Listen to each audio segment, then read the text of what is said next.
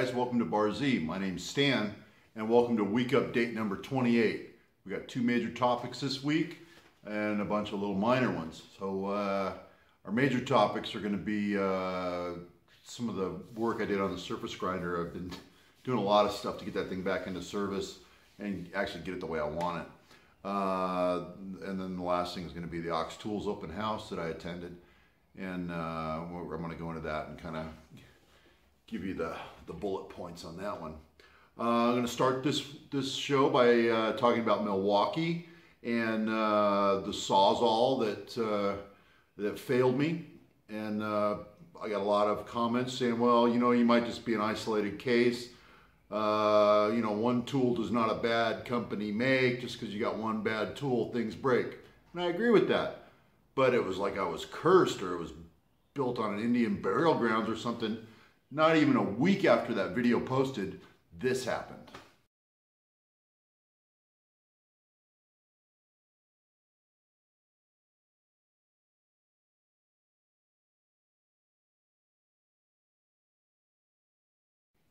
So there that is. That's a powdered metal counterweight inside the Sawzall mechanism. So I exploded two in a matter of 2 weeks. Okay, next up. We're going to do a quick mail call. First of all, I'd like to thank Mike Dipman. He sent me stickers and cards. Take a look at those. And thanks for those, Mike. For those of you that don't subscribe, jump over to Mike's channel and give him a view. He does some gunsmithing stuff. He does a lot of very nice pieces. Next up is a mail call video. Let's go have a peek at that. Kind of a nice mail call in the last day or so. I got this little solenoid. This is a 240 volt, normally closed solenoid, 1/4 inch pipe thread, and I'm actually going to use that for coolant on the surface grinder, so that when you select a switch, you get coolant. When you select that same switch in the opposite position, you get spindle no coolant. So flip the lever one way, spindle no coolant. Flip the other way, you get spindle with coolant.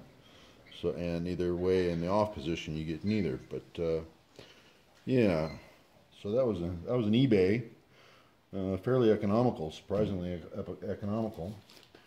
I got some missing tools for a little set that I own.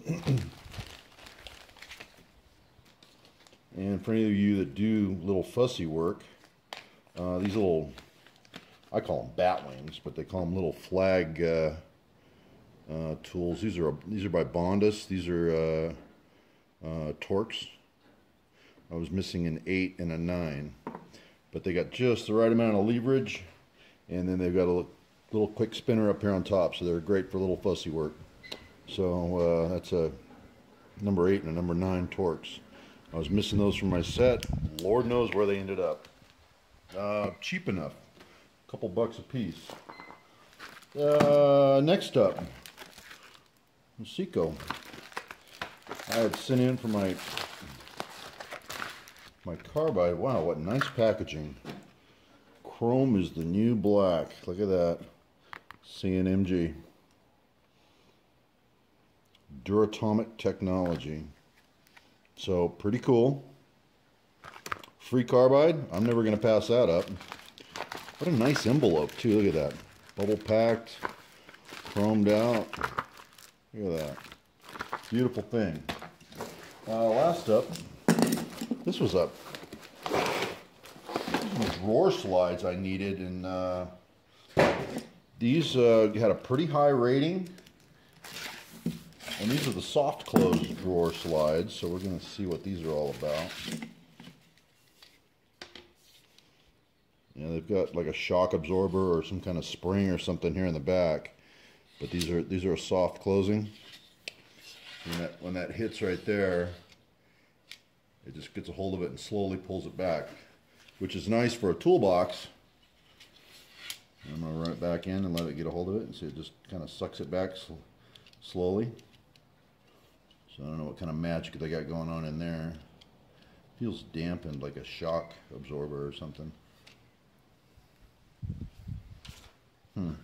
Okay, well, for any of you that have toolboxes and know what happens when you slam drawers, all your tools end up in the back. These soft closers are supposed to be the ticket for that, and I've got a drawer slide out on the toolbox that it gave up. So these are direct replacement, half-inch thick, 24 inches of travel. So I picked up a couple of those, and these have been compared to the Rocklers. They claim that they're just as good as the Rocklers, and they've got a 5-star review. And I hope they're right, because I bang my drawers around pretty good. All right, that's the end of this mail review. Back to me. Okay, some of the stuff I haven't gotten installed yet, but I did get those drawer sliders put in. Let's go play with those. Okay, and I got my new drawer sliders in, and let's see how the soft close thing works. That's pretty smooth right there. That's full extension. That's a 2-foot extension. That's a 4-foot wide drawer. That's probably a 40 or 50 pound drawer just empty. Let's give it a shove and see how it slams. Oh, it doesn't slam. It just kind of closes softly. Oh, that's very nice. I like it. All right, well, my cart's all fixed back up. This is my job site cart. Butcher block top, rubber mat, screen bottom, flat free swivel casters, wire spools go on those pipes right there. This is just kind of a little job site cart. I roll around job sites, so that's kind of my workstation. So yeah, pretty happy with those. Those were US made, and I just threw a set of Home Depot specials in there before. God, I love that. Home Depot specials in there, and they grenaded themselves in the matter of 8 months. But these are a US made from Illinois somewhere. I'll look it up and throw a link in here in a little bit. Okay, thanks for watching. Okay, so those are a pretty nice drawer slider. Pretty happy with those. That cart is back to work and doing its thing. So and I've been slamming those drawers around. So it's so far so good. Next up, we're going to go through the surface grinder, and I've got a whole laundry list of stuff up here. A lot of this stuff is surface grinder related, and we're going to be able to check a bunch of this stuff off the board. First up was I was going to put a VFD on the surface grinder, but I needed an enclosure and a kind of a special sized enclosure, and Hoffman wanted $600 plus shipping and long lead time, and you know what, I got a break and a shear. Let's make a damn enclosure. I don't care if it's UL listed, I'm just for my use. So let's take a look at building an electrical enclosure.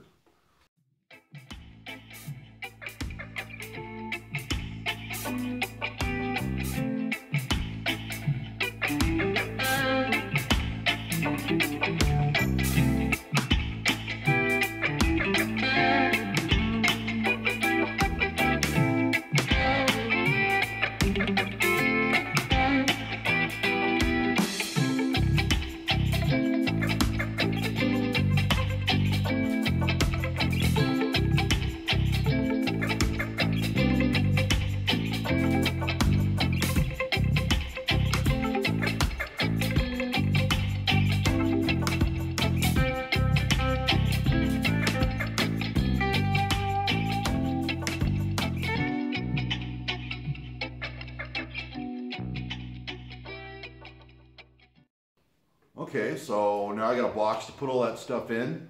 Let's go take a look at the final, how it mounted on the machine with all the VFD and the overload relays in it. Okay, I just thought I'd show you the enclosure after it got all installed here. I mounted it sideways so we can get in there and do stuff, you know, on it, because it does sit up tight to the wall. Now down here I've got these two orange wire nuts on these red wires capped off, and those are for my coolant solenoid. Those have already been wired in, and they're wired into the existing drum switch.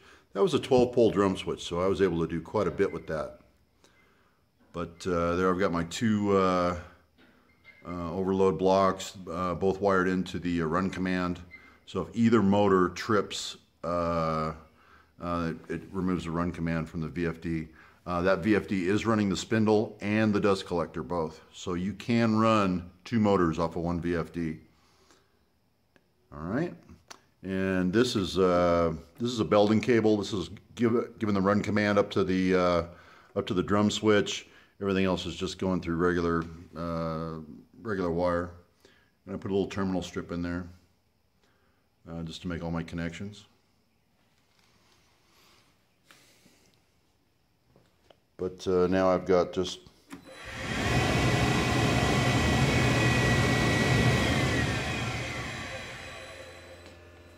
okay.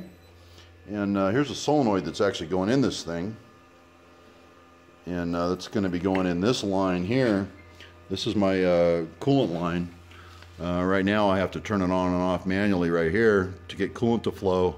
But with the solenoid in there, when I flip that drum switch, I'm going to be getting coolant and spindle. In the down position, I'm going to get coolant and spindle. In the up position, I'm going to get spindle only. Okay? And that turned out pretty good. Pretty happy with that machine. All that's left, you saw in the mail call, I got a little 1/4-inch solenoid to go on there, and that's for my mist coolant, and that's really all that's left. So I've got, let's see what we've got here. We've got a 240 volt power supply for the grinder, so that's off the list. Coolant solenoid is still there. VFD for the grinder, okay, that's done. Look at this, drawer slides for the cart, done. Wow, we're doing really good. Next up is the grinder fence. I needed to make a fence for the Suburban magnetic sign plate that I mounted on there. I didn't really have a good fence for that, so I made one. Let's go have a peek at that.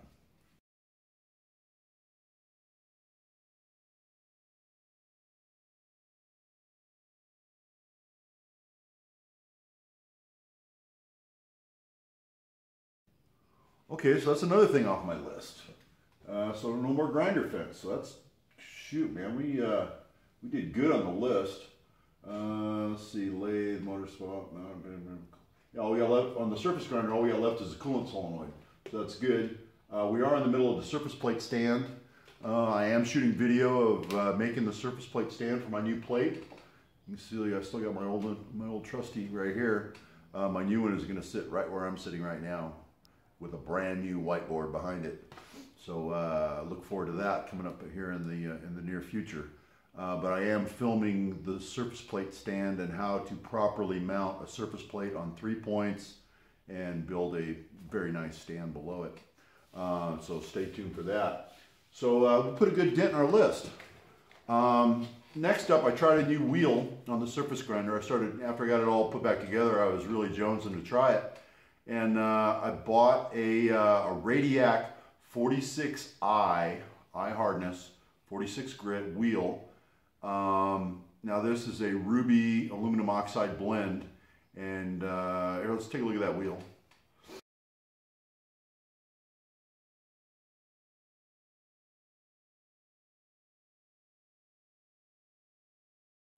Okay, and I showed you some pretty close-up shots of that wheel surface, and you could see the open capsules in there, and that's a very open wheel with a lot of holding capability, and I was very impressed with the way that wheel cut and would hold its edge and get through an awful lot of parts in between dressings. And let's take a look at the finish. I mean, I've been playing with my other camera with a macro lens, so let's take a look at what the finish looks like really close up.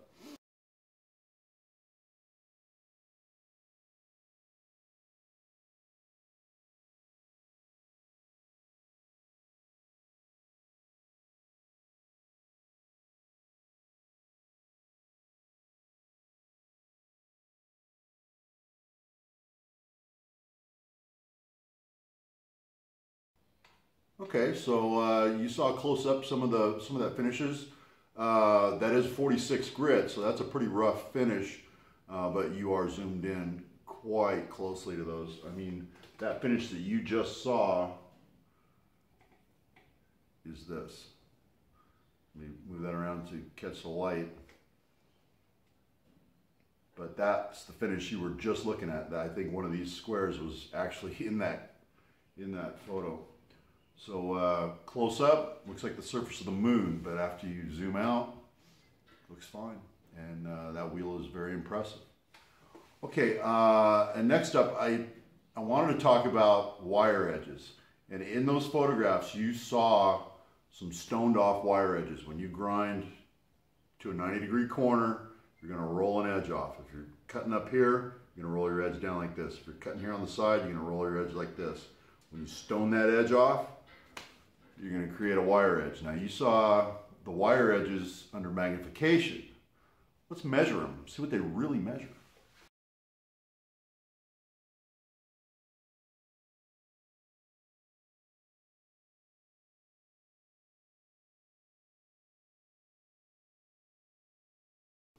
Okay, so put the micrometers on them. They're a couple thousandths of an inch. They will affect your measuring if you're trying to measure without cleaning your parts. I'm always harping on people to clean your wire edges. It doesn't matter whether you're milling or face milling or grinding or whatever, you're gonna roll an edge over on it, and you gotta clean your parts before you measure. It doesn't do any good to try to measure with a little burr on there. It takes up more room than you think. So clean your wire edges. Okay, I know you guys have been waiting on this part. We're going to talk about my Ox Tools trip. I love a good road trip, and I attended his open house over this last weekend. The night before, I loaded this in the back of my truck. So I hauled that up there with me. I got up at 3 a.m. I was out the door and in the truck rolling at 3:30. That put me to Ray Cornelius at about 7:30 in the morning. We met Phil over there, and we met Jen over there, and we piled into Ray's truck, and we loaded up the hardness tester in the back of Ray's truck, a cooler, and a bag of sundries, and we headed down the road. And we stopped at our first gas stop. We picked up Randy Richard. So now we got a merry bunch packed into Ray's truck. And the time went so fast. I mean, we were just talking the whole time, and it just seemed like we were there in a flash. So that tells me that we're in good company. And so we flat-footed it over to Tom's shop. I'm thinking we arrived there 10-ish, I don't know, the day was kind of a blur. But we got there maybe 10 o'clock or 10 a.m. And this was the first thing we saw was, I got a little video of us kind of going in for the first time and looking around.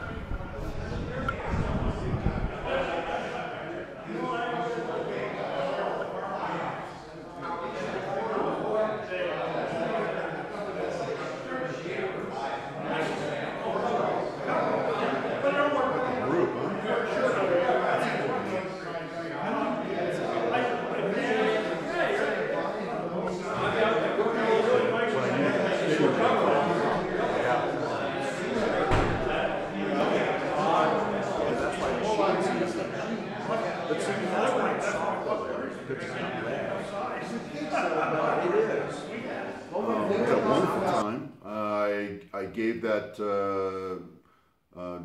Diamond Service or Service Diamond hardness tester.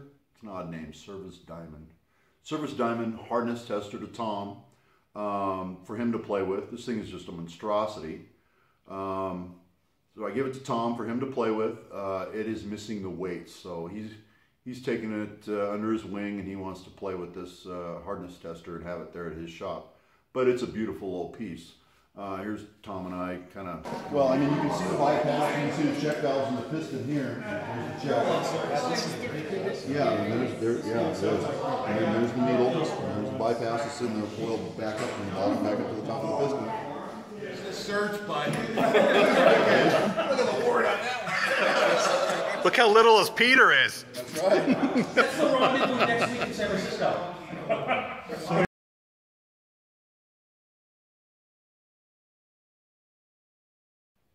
And Tom snuck one in on us. He picked up a number 22 Greenfield, And here I am displaying it with quite a large tap that barely fits in that tap wrench. Oh, please note Tom photobombing me in the back.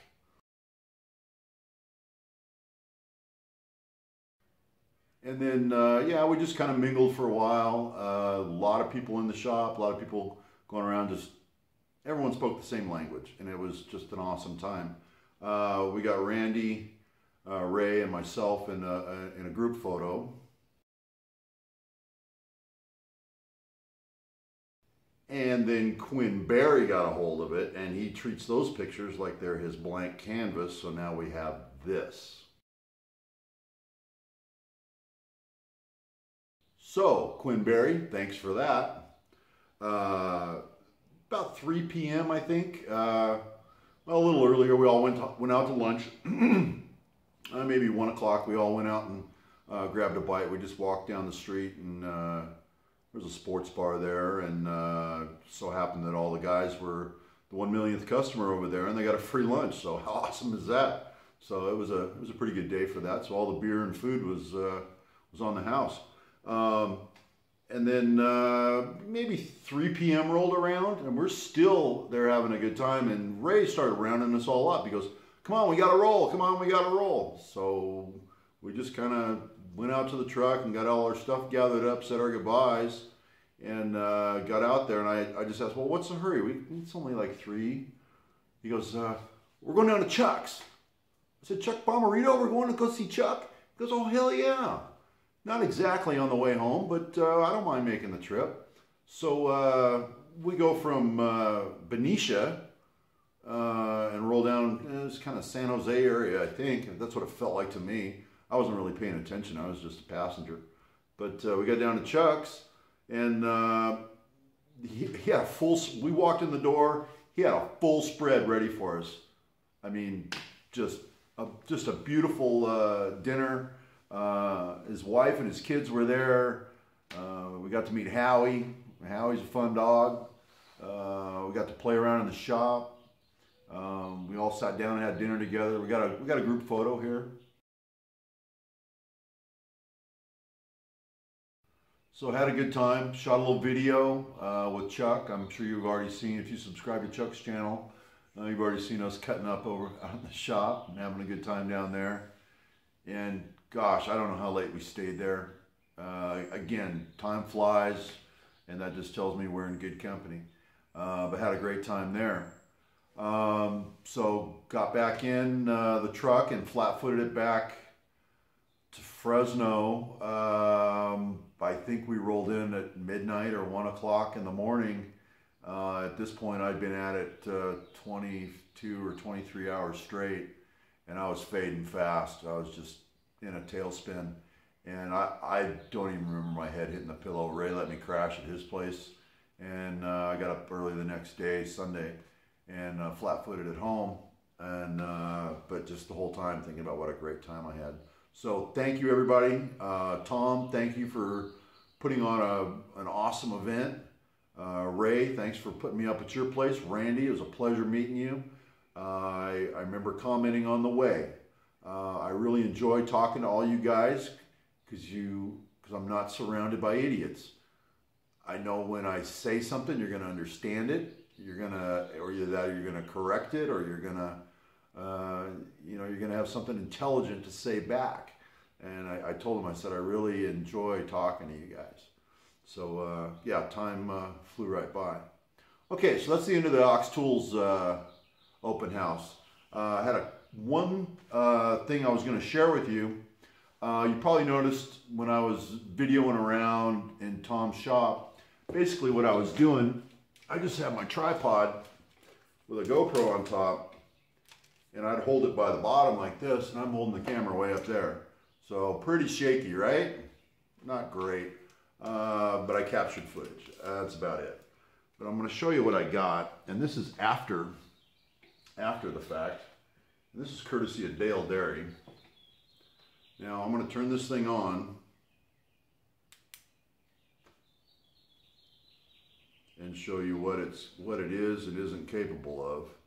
But this is a really nice Steadicam, and no matter what I do, it just dampens all my movement. So I can move fast, slow, and that camera is just steady. And if I turn this handle, it dampens, even if I snap it, it just dampens my movement. So you just get a nice pan to everything. This is going to get mounted. Let me turn it off. This is going to get mounted on top of that tripod for, I'm going to call it an event stick. So if I'm in an event, or if I want to shoot around somebody's shop, this is going to be up on top of that tripod. And by the time I lift it up, it's a good 10 feet in the air, and it'll pan around a shop really nice, and you'll get a nice aerial view without all the shakes, because I know I'm pretty shaky after you put all that together 10 feet in the air. It's not great. So that's what I just picked up for events and shop tours and things like that, to try to steady things out. I know you guys are probably tired of looking at all my shaky camera work, so autocorrect. Last up is I built a welding finger. It's just a 3-post finger with a sliding weight to keep stuff down on, you know, your work down when you're tack welding it or whatever over on the bench. And it was a funny thing, I was working at a Hollywood mask and rubber company, and they were throwing out some fingers. Let's go take a look at this welding finger.